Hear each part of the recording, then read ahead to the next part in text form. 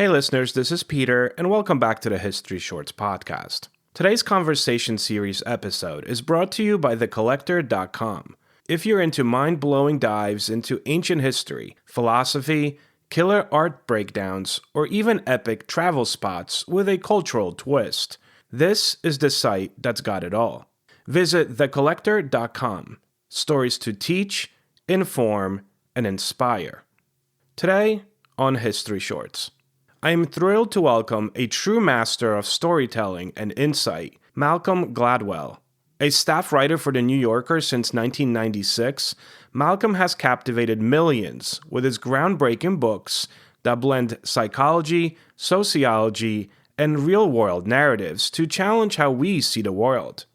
From his seminal work, The Tipping Point, which introduced us to the mechanics of social epidemics, to bestsellers like Blink, Outliers, David and Goliath, and Talking to Strangers, his ideas have reshaped conversations on success, intuition, and human behavior. He's also the host of the acclaimed podcast Revisionist History, where he reevaluates overlooked moments from the past. Now, with his latest release, Revenge of the Tipping Point, Malcolm revisits those viral ideas with a fresh, sometimes darker perspective on how small challenges can tip societies in unexpected ways. For past episodes in the conversation series, visit www.historyshortspodcast.com. And if you like this show, please consider becoming a monthly Patreon supporter at patreon.com/History Shorts Podcast. Enjoy today's conversation. Yesterday, December 7th, 1941. It's one small step for man, one giant leap for mankind. Mr. Gorbachev, tear down this wall. Mr. Gladwell, welcome to History Shorts. Thank you. Throughout your career, your work has challenged conventional wisdom on success and underdogs. How does Revenge of the Tipping Point build on all of that work you've done before and all those narratives? Well, Revenge is a return to the very first book I wrote called The Tipping Point, which was really about trying to understand how ideas and behaviors spread in society. What are the kind of principles behind that? And to what extent can we use the metaphor of the epidemic to explain why we do the things we do or think the things we do? And so, I started asking that question in 25 years ago, and I wanted to return build on it because in the intervening 25 years we'd had, it seemed like one epidemic after another, and also the metaphor I was playing with 25 years ago, which when I started in the original Tipping Point was a kind of unusual idea. Let's use the concept of the epidemic to explain, but it had become mainstream. Right now we talk about things going viral. So it was a very different, the first case was convincing people the metaphor was real. And now the job was to convince them what it meant. How long have people, and I assume publishers, been asking you to return to this thesis?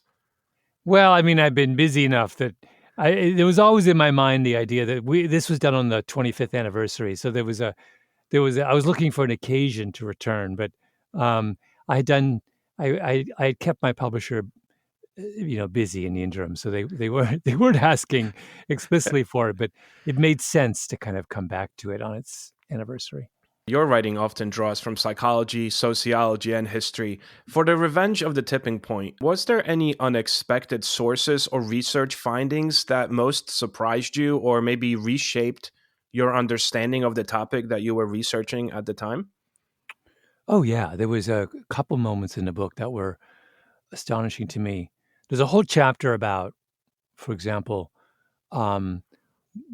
why and when Americans, not just Americans, people in the world started talking about the Holocaust.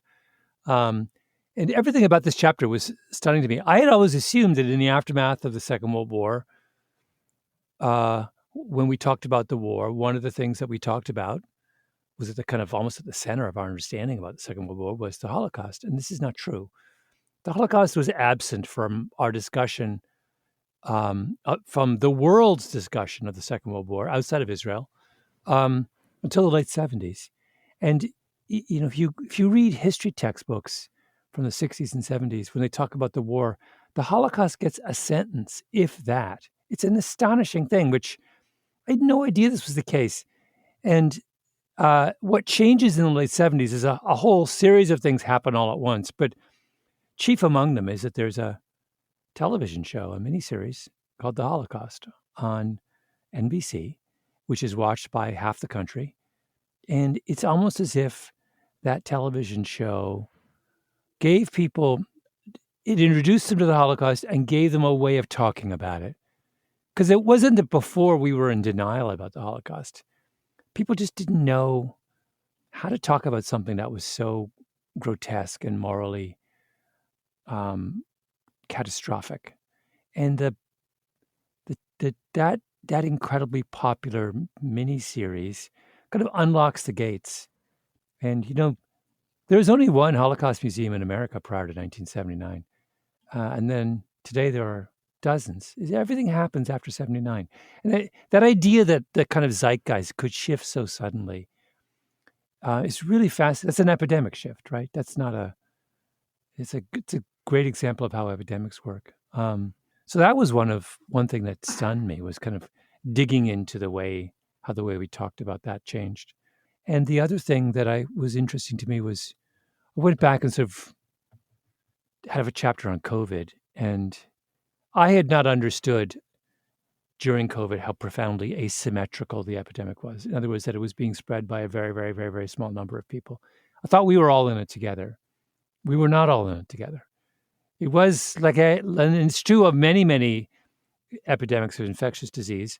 1% of the population does all the work. And that was profoundly true of COVID. In discussing magic thirds in your book, you argue that certain demographic thresholds can dramatically alter group dynamics. Could you elaborate on how this principle might apply to current global issues like maybe political polarization or climate action, and maybe what thresholds we might be dangerously approaching? Yeah, so there's some really fascinating both kind of empirical work and experimental work that asks the question, if you're trying to change the mind of a group, how many group members do you need to tip the group in a new direction, right? So you might say, well, if I have 100 people, I'm trying to convince them, once I hit 51%, then everyone's going to kind of come around, right? That's a new consensus will form. And it turns out that's not true. It turns out that new consensus can form far earlier than that. And that there's something about when a third of a group starts to advocate for some kind of change, that can be enough to tip the whole group in that direction. And so, in other words, dramatic examples of mind changing don't need a majority. They simply need a loud minority. And that explains a bunch of things. Very often the things that we're arguing about ideologically or politically in society, we assume because there is this significant faction making a lot of noise that they represent a majority. And they often don't. They are just an example of a kind of a highly motivated minority whose activity and noise is sufficient to move the group. You see it in a positive context. I have a whole chapter on how is it that Americans so suddenly changed their mind about gay marriage. And this is part of the answer to that puzzle, that you didn't need to convince 51% of Americans to believe in gay marriage to change the tide of public opinion. You needed to convince somewhere around a third. If you got a third, you get the rest, right? And it also says that if you're trying to kind of create a diverse community in some way, you have to hit a third in order to create real diversity. Because the opposite is also true. If a group of outsiders is less than a third, they're going to remain forever outsiders. They're not sufficient to kind of change the mindset of the larger group. If you look at the tipping point, and your next section in the book talks about this idea of overstories. Mm. Writing a book, a lot of people don't realize, but it takes a long time. It's not something you sit down and do in a month and it comes out a month later. So if you could add one more chapter to Revenge of the Tipping Point, or maybe a particular overstory that you've been pondering since completing the book, or one that didn't make it due to timing, or one that you just kind of stuck with you, is there one overstory that you would consider? Oh, that's an interesting question. This is a weird one, but I think it's a fun one. I've been really fascinated by the sudden rise of this class of drugs, GLP-1, these pills you take that appear to have a dramatic effect in reducing weight. And not just reducing weight, but they also seem to have an enormous impact on curbing people's addictive tendencies. And this is a whole new ballgame for drugs, for medical interventions. For thousands of years, we said if you want to lose weight, you got to eat right and exercise. And now we're saying, well, actually, you can just pop a pill. The very thing we said was impossible before, there's no easy way to lose weight, right? That was the mantra of doctors for millennia. Now, actually, there's an easy way to lose weight. And not only that, an easy way maybe to curb addiction. That, that's a kind of, it's pretty clear to me that I don't know what it is, but some kind of overstory emerges from that transformation, right? It fundamentally changes our relationship to drugs, to pharmaceuticals, changes our expectations of what the medical system can deliver. It changes our relationship to our own behavior. Right? I mean, I could go on and on and on and on. Do I know? One of the things about overstories is, they're not predictable in the sense you can't say this is going to happen. But it's pretty clear that, the set of shared assumptions we've carried with us for a very, very long time about what our relationship to the healthcare system is, to medicine is about to be transformed. It would be another paradigm shift, history of paradigm shifts. That's what I would do the extra chapter on. Do you think overstories can be challenged or disrupted? And maybe what role might individuals or smaller narratives play in that process?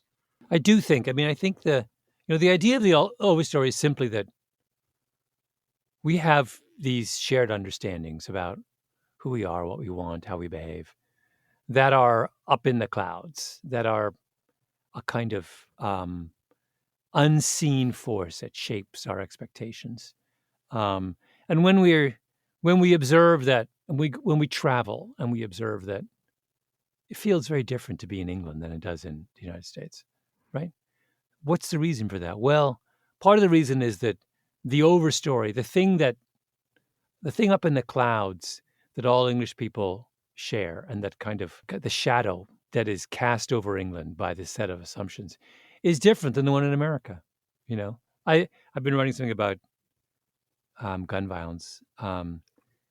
When Australia had a really horrific mass shooting event, they immediately passed a set of incredibly restrictive gun control laws.